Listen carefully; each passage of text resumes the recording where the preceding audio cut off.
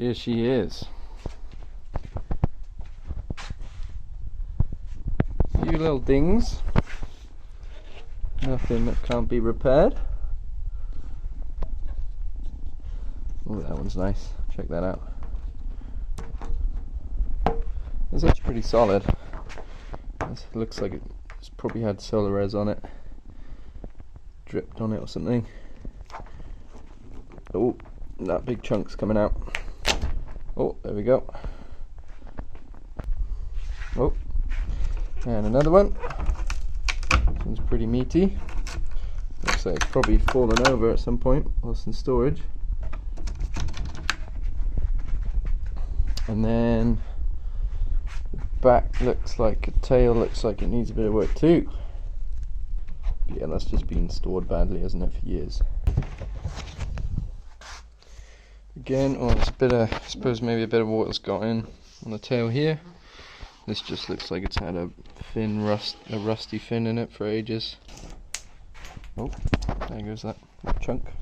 It either says 90 or 96 by 23. Beast, and no idea who made it. Will, Blue Pool Surfboards.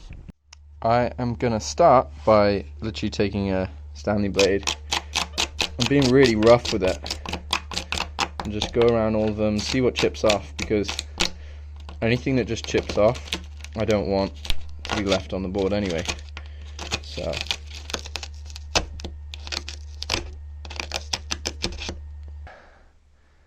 it's all going now. The foam looks good underneath as well. It doesn't look aged too much.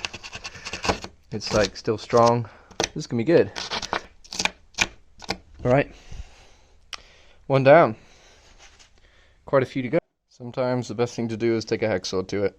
It's always a bit chilling doing this, but it works pretty well. All this stuff that's just coming off anyway. Yeah, look at that under there. It's all rotting. That's all gonna come off. So, all the rot is gone. And damn, there's quite a lot in this if there's going to be another one. That was quite big. I'm a little worried about that crack in the middle. Maybe that'll be the board snap one day. All the tail's gone too.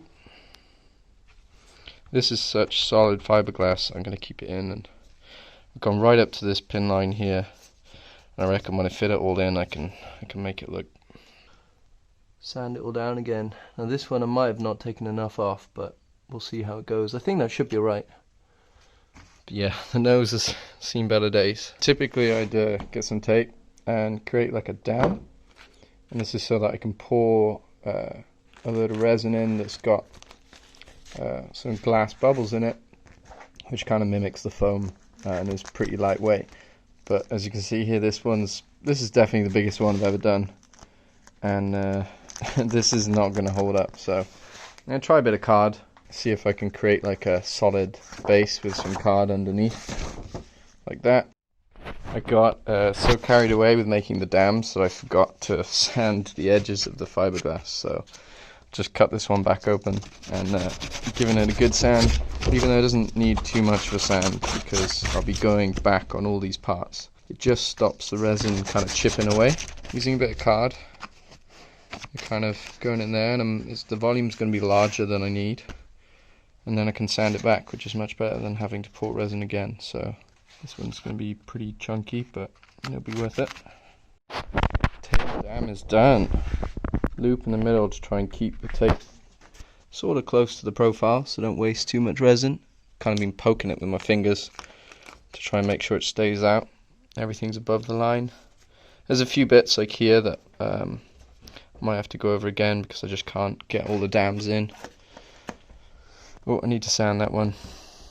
Bit of a bigger job than I thought it would be.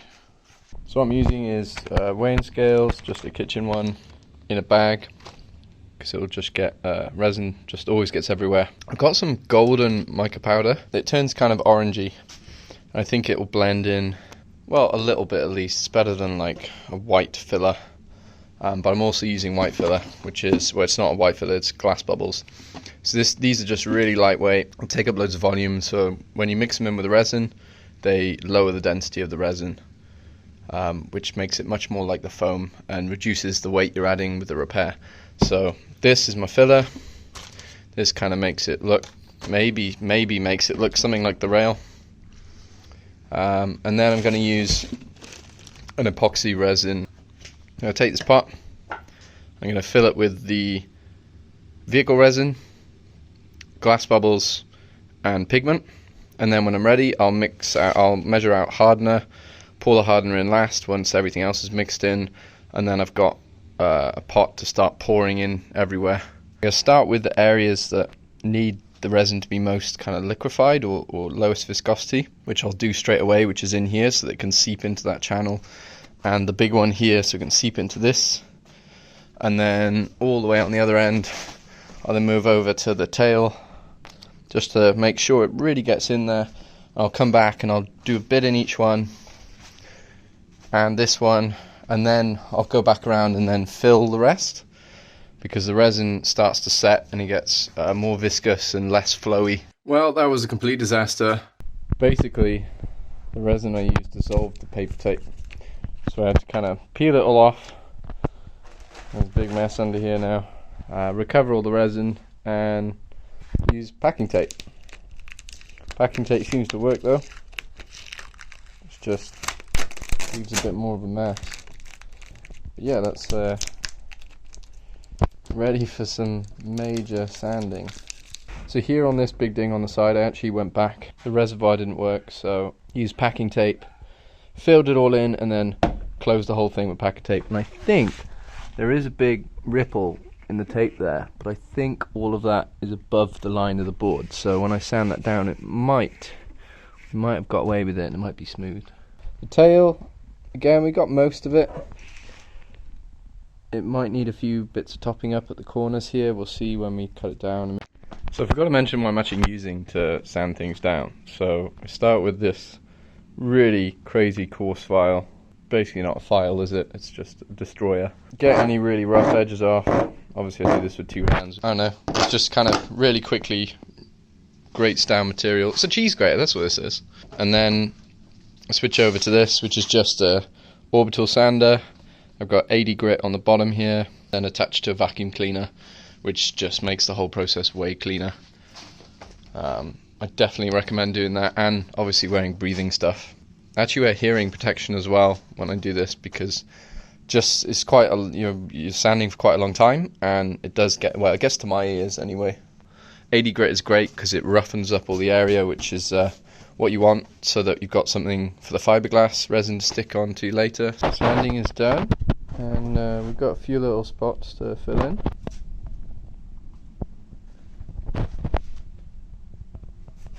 Fill that spot in there. I think the tape must have bent and pushed in at that point. All these bits, maybe a little bit in there as well. Most of this is looking good though. That was that huge dink in the side.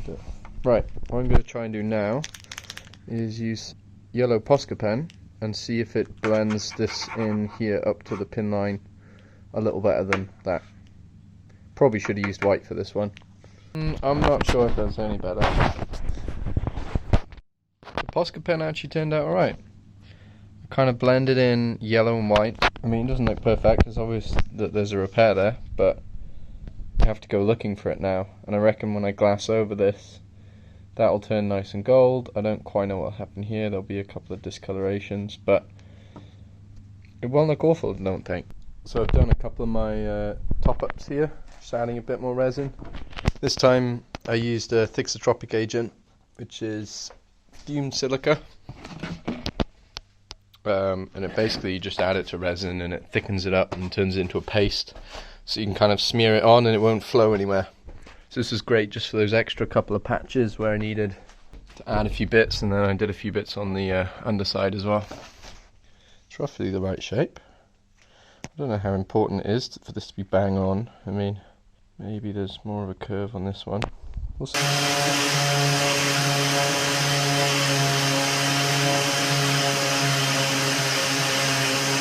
This is all sanded down now and looking smooth. It's not perfect, but it's close enough.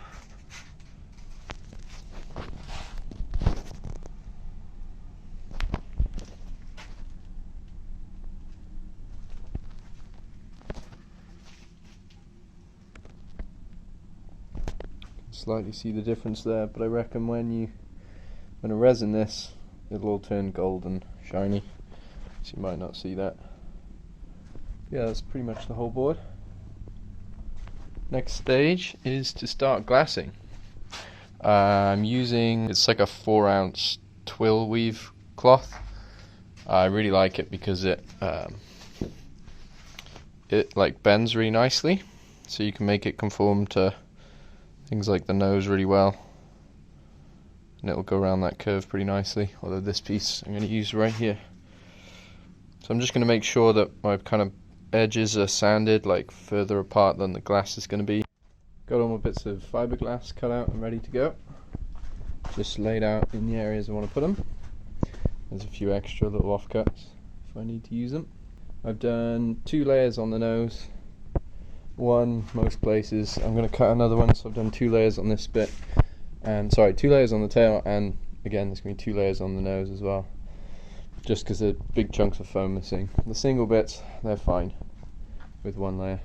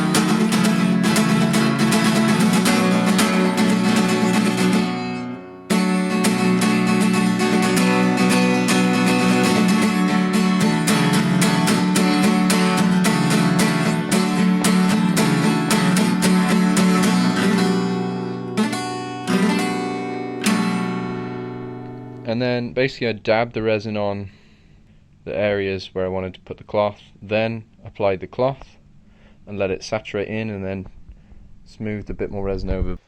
So it's on the front I've got 2 layers of fiberglass. There's kind of like a thinner patch, a smaller patch, and then a bigger patch over that, so that there's no step, which just makes it much easier to sand. I've gone quite dry on this. It's fully saturated. Like, some of these lighter marks are actually under the original glass. That's not an air bubble. The glass job's turned out alright. I'm just going to get the sander on it now and smooth this out. The underside's a bit more bumpy, but looks okay. Huge dent out the middle now is done. You can still see discoloration there, but it's obviously a repair. And the tails are solid, which is nice. Again, the tail was 2 pieces, so that was, I did like a smaller part, went over, and then a larger part and went over that. I had to trim it to get it around the corners here. So there's a couple of kind of bumps here where it didn't go very nicely, and then like things like that. That's actually the fiberglass underneath, the original fiberglass. Maybe I should have sanded that out. I'll sand this down and quick spray with lacquer, and this is done.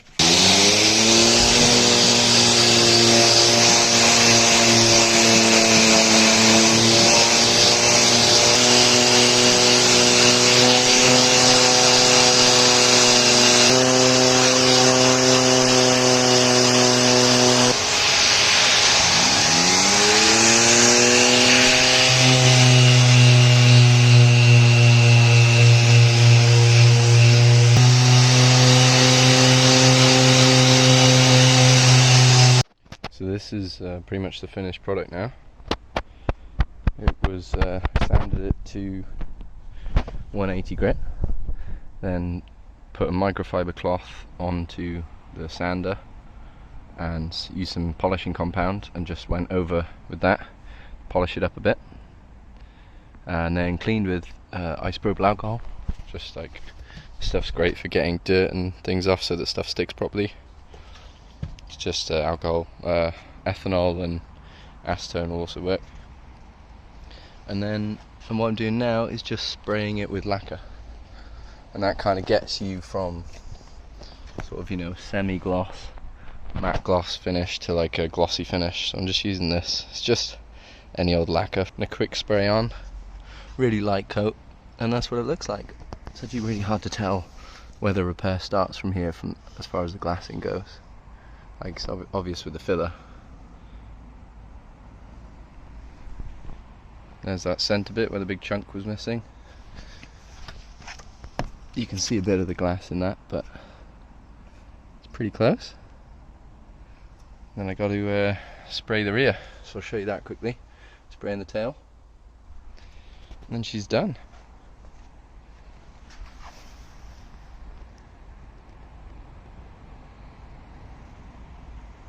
So to show you the process quickly is alcohol,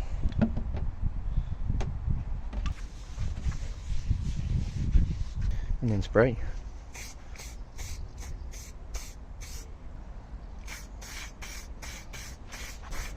That is done.